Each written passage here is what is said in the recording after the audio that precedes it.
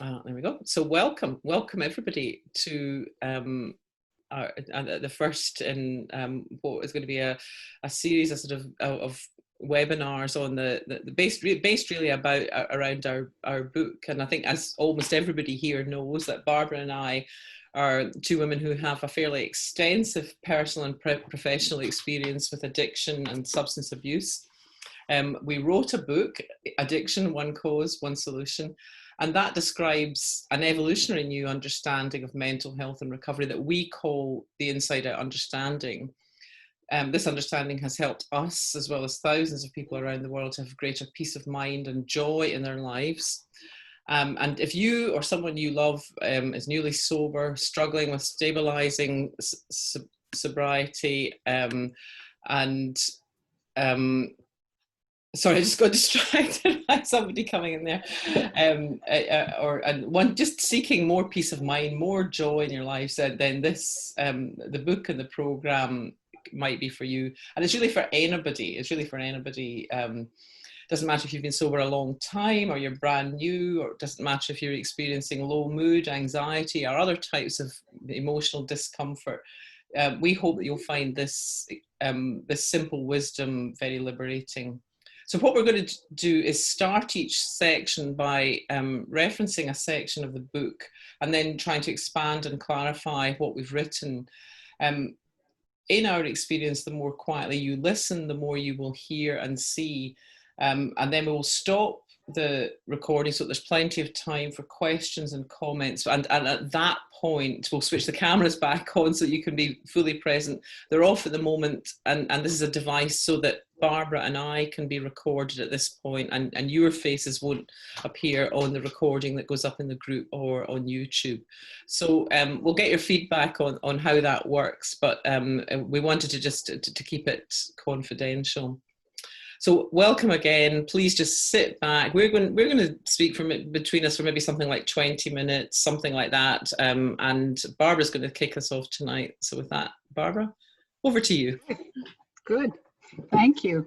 By the way, if anybody has any input on how we can just have our two names, because right now the confidentiality, we still have everybody's name up there. We just wanted to be sensitive to that for people. We understood from a program that we sort of picked up where they left off, that was an issue for some people, that they didn't feel comfortable being on the calls because of their confidentiality. So we're trying to just get to the place where we're just showing our two faces.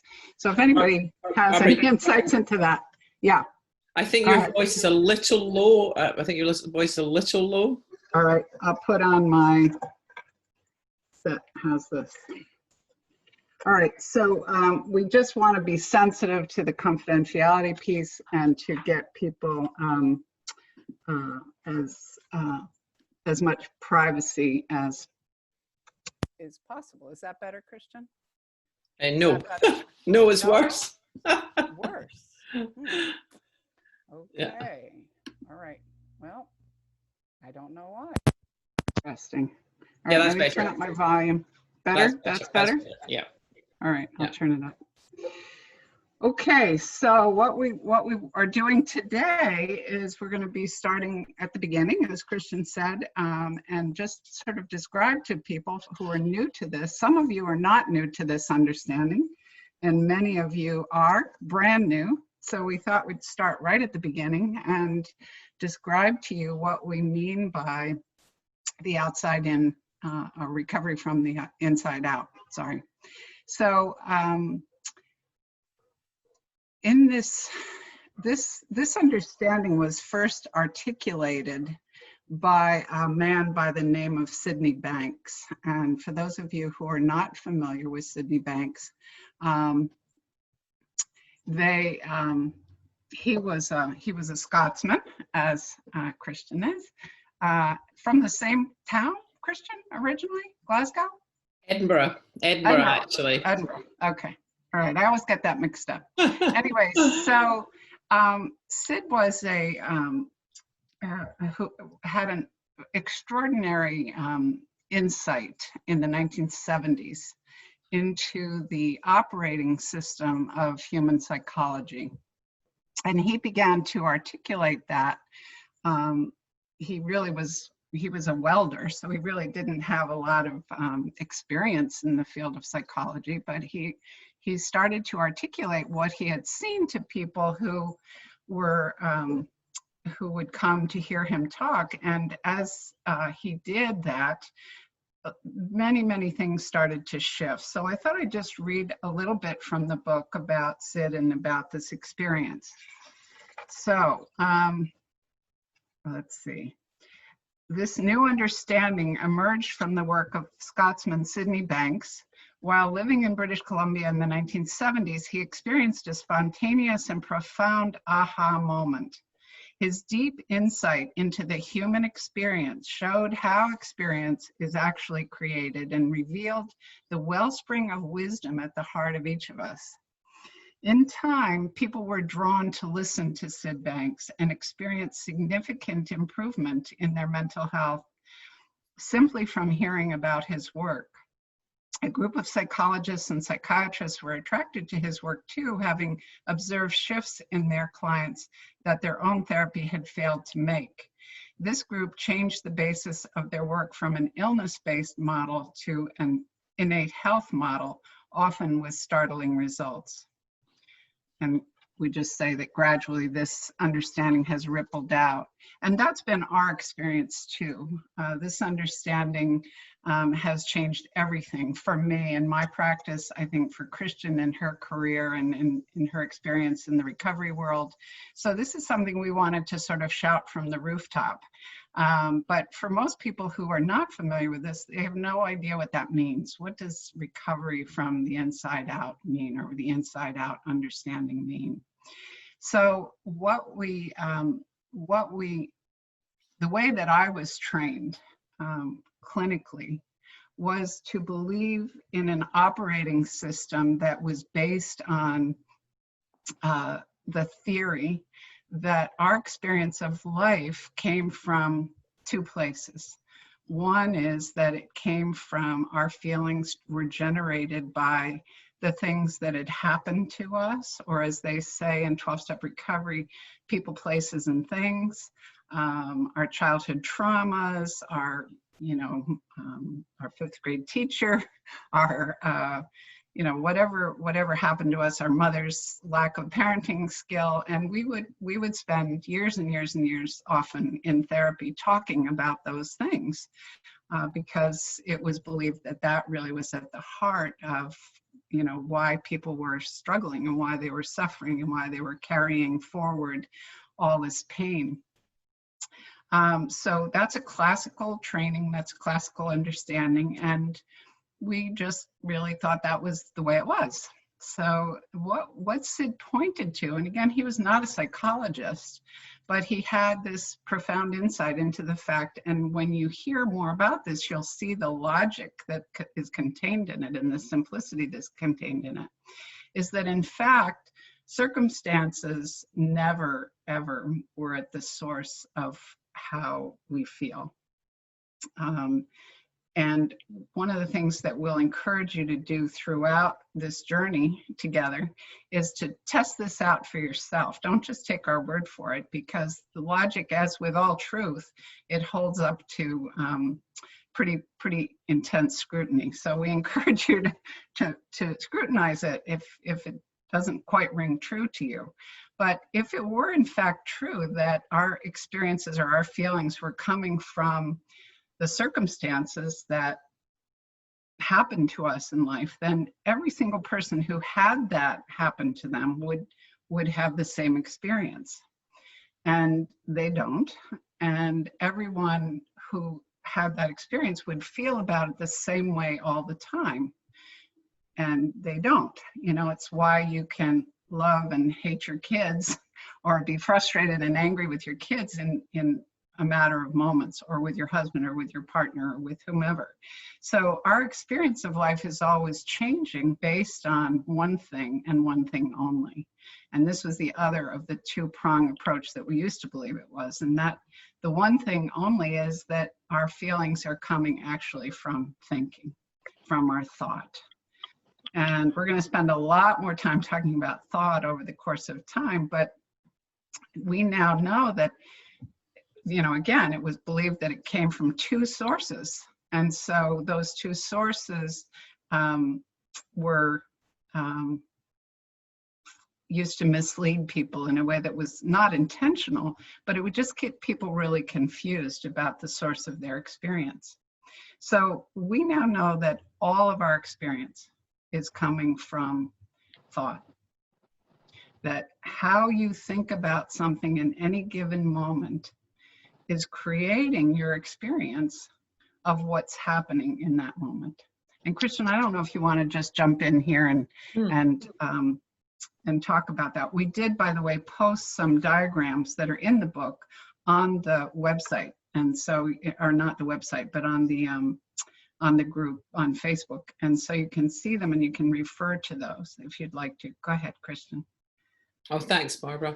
Yeah, what was coming to me when you were sharing, and just for anybody hasn't read the book or doesn't know us, my story is that I got sober over 30 years ago, and I stumbled into Sid's work about 10 years ago. And although I remained sober all of that time, there was a lot of struggle in the first half of my sobriety. I'd say a lot of struggle. And after I ran into Sid's work, it was things really, really changed for me. Almost in almost overnight. And so what was coming to me, Barbara, when you were speaking was an expression that I was often hearing in recovery, which is addictions. People would say things like addiction is a disease of the emotions, and addiction is a disease of feelings. And I would buy it. I believe.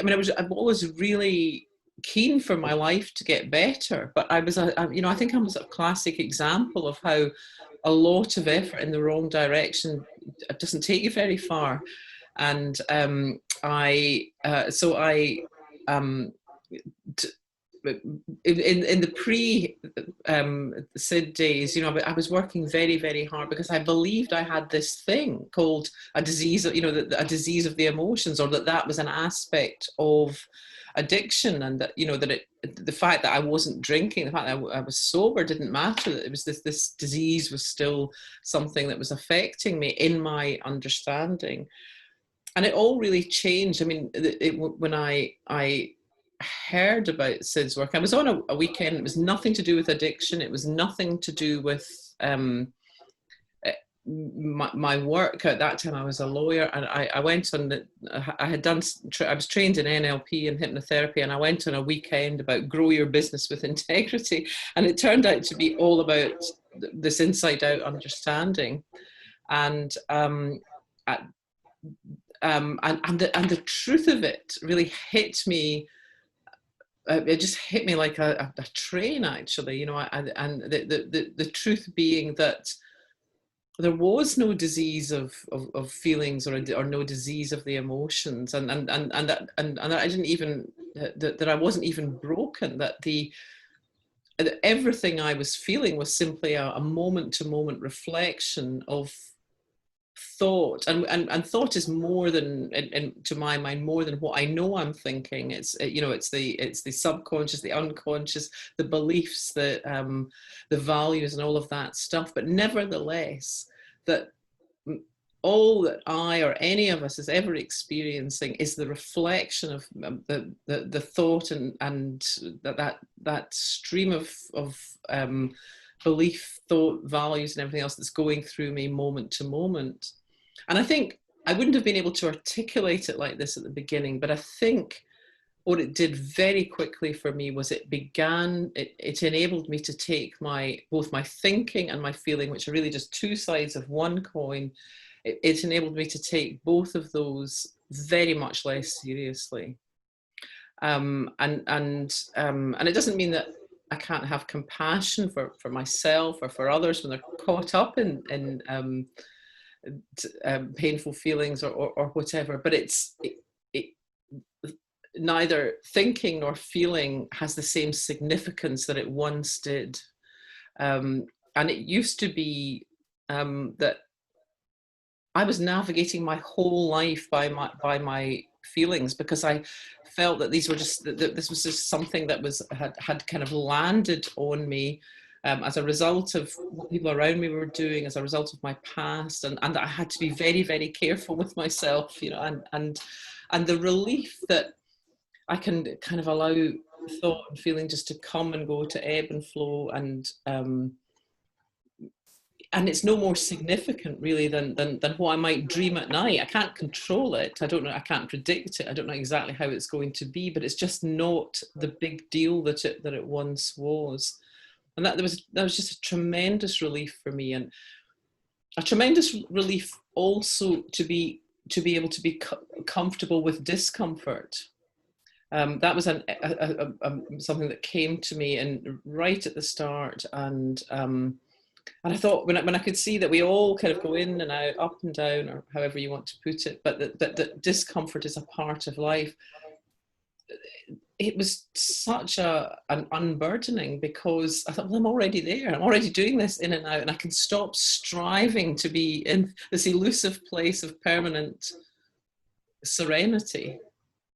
But the irony is that the more I'm sort of accepting of the ebbs and flows, and that actually my life is more serene. It's not serene every moment. If you were a fly on the wall in my house, it's not that. But I understanding that my thought and feeling are just, let's say, two sides of one coin, that I'm never the victim of circumstances or my past. I'm never the victim of the future, as I used to believe I was. And that because I believed I'd made an accurate prediction and it looked terrible, so I had to feel bad. That's what I mean by that.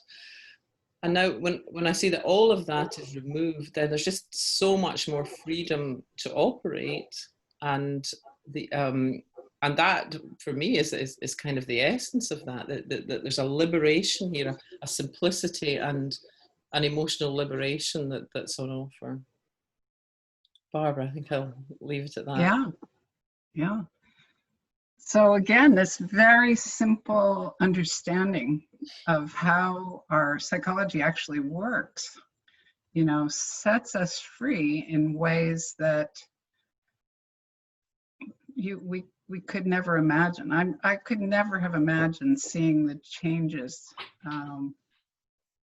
in my own life and in the lives of my clients that I've seen since I was introduced to this understanding almost 7 years ago now. And like Christian, it has just made a world of difference to when you're looking in the right direction, when you really think that your experience of life is coming from what's happening around you or happening to you. As Christian used the word victim, we become a victim of circumstance, and we become really trapped in that concept. And the world looks kind of bleak and dark. And so many people that we know in the recovery field, you know, I've worked with many, many people over the years who were at various stages of their recovery, but there was very little joy. There was very little peace of mind. There were a lot of dual diagnoses. There were a lot of people coming in for depression or having switched addictions or things where they just were sort of trapped in an endless cycle of unhappiness, and it was almost like quicksand. They were just stuck. They couldn't move forward.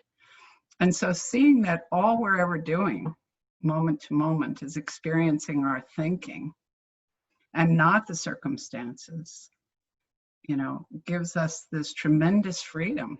So one of the quotes I just wanted to read from the book is that addiction is a natural response to the misunderstanding of where feelings come from. Recovery is a natural outcome of correcting that misunderstanding. So I just want to read another paragraph here because I think this sort of sums it up as it relates to addiction. This, by the way, this understanding we're talking to isn't just about addiction. This relates to the human condition. And as I've said to many addicts over the years, you know, addicts don't have a corner on the market of this human stuff. You know, we're all human, and we're all experiencing something that's